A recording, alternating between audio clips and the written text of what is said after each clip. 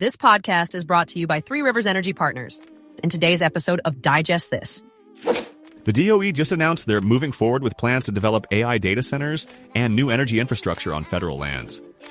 We've seen headlines about new data centers in places like Wyoming, using more electricity than all the homes in the state combined. There's enough potential from organic waste to cover maybe 4 to 7% of current U.S. natural gas demand. Welcome to Digest This, Unpacking Our Sustainable Future, where we dive deep into the latest developments in sustainability and renewable energy.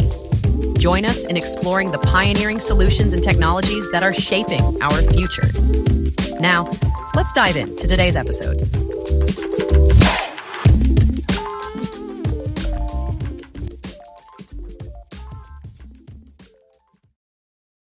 Hey everyone, welcome back to Digest This, Unpacking Our Sustainable Future. I'm Alex, and as always, I'm joined by Emily. Emily, how's it going? Hey, Alex, I'm good. Excited for this one. We've been talking a lot about the intersection of tech and energy lately, but today's news from the Department of Energy really takes it up a notch. Yeah, this is a big one. So for folks who missed it, the DOE just announced they're moving forward with plans to develop AI data centers and new energy infrastructure on federal lands. They've picked 4 sites: Idaho National Lab, Oak Ridge Reservation, Paducah Gaseous Diffusion Plant, and the Savannah River site. These are all pretty iconic in the energy world, right? Absolutely. Each of those sites has a long history with energy research and national security. What's interesting is that the DOE is now positioning them as hubs for both cutting-edge AI data centers and new power generation. It's not just about storing data, it's about building the energy backbone to support it. Right, and the DOE is making it clear this is about more than just tech for tech's sake. They're talking about advancing reliable energy technologies, lowering costs, and, of course, keeping the U.S. at the front of the global AI race. I mean, the Energy Secretary even called it the next Manhattan Project. That's a pretty bold comparison. It is.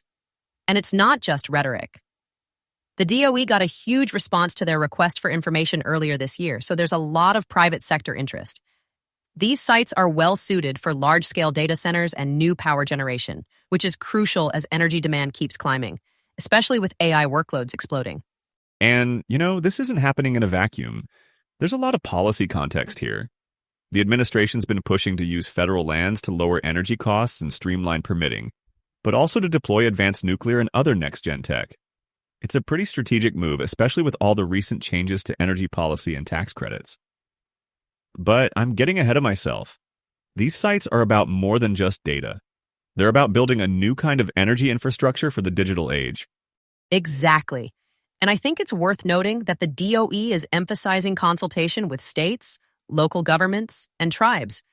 That's something we've talked about in previous episodes, how these big projects can't just be top-down.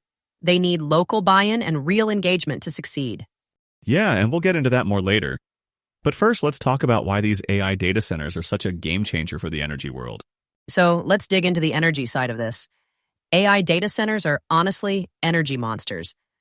I mean, we've seen headlines about new data centers in places like Wyoming using more electricity than all the homes in the state combined. That's wild. Yeah, it's kind of mind-blowing. And it's not just the U.S. Globally, AI and cloud computing are driving up electricity demand at a pace we haven't seen in decades. The challenge is, how do you power all this without blowing up the grid? Exactly. And that's where renewables and advanced nuclear come in. The DOE's plan is to pair these new data centers with on-site power generation. So, not just plugging into the existing grid, but actually building new capacity. That could mean solar, wind, or even advanced nuclear reactors, which, by the way, still have federal incentives through 2032, even as wind and solar credits are being phased out. Yeah, and that's a big policy shift. The new budget bill phases out a lot of the tax credits for wind and solar, but keeps them for nuclear, geothermal, and hydropower. So if you're building a data center on federal land, you're probably looking at a mix of these technologies. But, there's also a lot of red tape now. Interior Secretary Burgum has to personally approve every wind and solar project on federal lands. That could slow things down, especially for projects that need to get moving fast to qualify for the last round of tax credits. Yeah, and that's a real concern. We've heard from clean energy advocates that this kind of oversight could delay or even kill projects, just as energy demand is spiking. But on the flip side, The DOE is trying to level the playing field for what they call dispatchable, cost-effective, and secure energy. So basically, anything that can run 24/7, like nuclear or natural gas. And that brings us to renewables like renewable natural gas, which we've talked about a lot on this show. RNG can be a drop-in substitute for conventional gas, and it's already being used to decarbonize existing infrastructure. It's not going to power every data center, but it's a piece of the puzzle, especially for hard-to-electrify sectors or as backup for intermittent renewables. Right, and as we discussed in our episode on RNG, there's enough potential from organic waste to cover maybe 4 to 7% of current U.S. natural gas demand, depending on the source.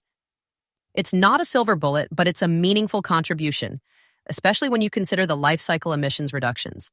And importantly, RNG projects can often use existing infrastructure, so you don't need a massive build-out to get started. Yeah, and I always like to remind folks, RNG isn't just about energy. It's about waste management, methane abatement, and even supporting rural economies. But I might be getting off track. The point is, powering AI data centers sustainably is going to require a mix of solutions, and the DOE's approach seems to be about keeping as many options on the table as possible, even as the policy landscape shifts.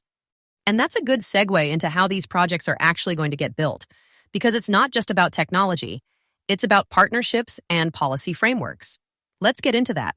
So, the DOE's announcement really puts a spotlight on partnerships. They're not just inviting private sector developers, they're also emphasizing consultation with states, local governments, and federally recognized tribes. That's a big deal, especially given the history of energy projects on federal lands. Yeah, and it's not just lip service.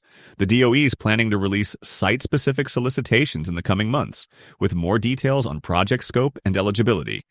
They're looking for partners who can bring both data center expertise and energy generation to the table. And, if you're a business looking to get involved, now's the time to start paying attention to those requirements and building relationships with local stakeholders. Absolutely, and I think it's important to note that these partnerships aren't just about getting projects built. They're about making sure the benefits are shared. That means jobs, local investment, and, ideally, a say in how these projects are developed. We've seen in the RNG space, for example, that public-private partnerships can really accelerate deployment, like those farm-based anaerobic digestion projects we talked about a few episodes back. They work because they bring together farmers, utilities, and technology providers, all with a stake in the outcome. Yeah, and the policy frameworks matter a lot.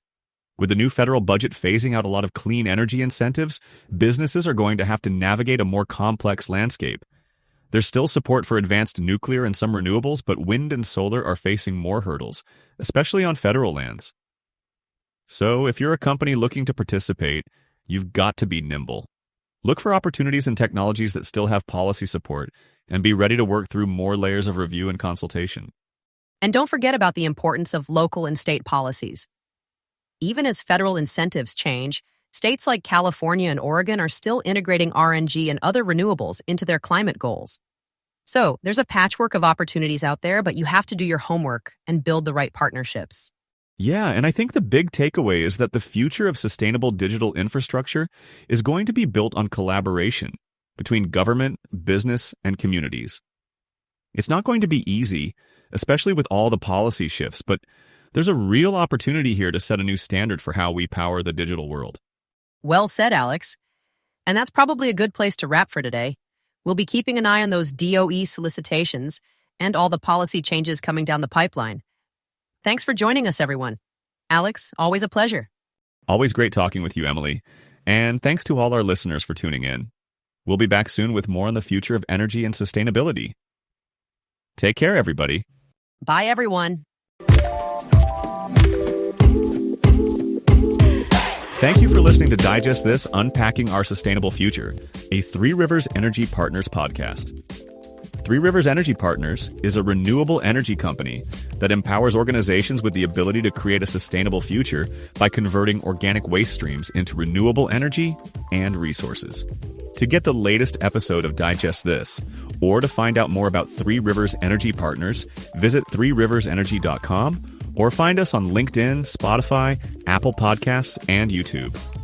The sustainable future is being created right now, Keep exploring and keep up to speed with the latest in renewable energy and sustainability. See you next time.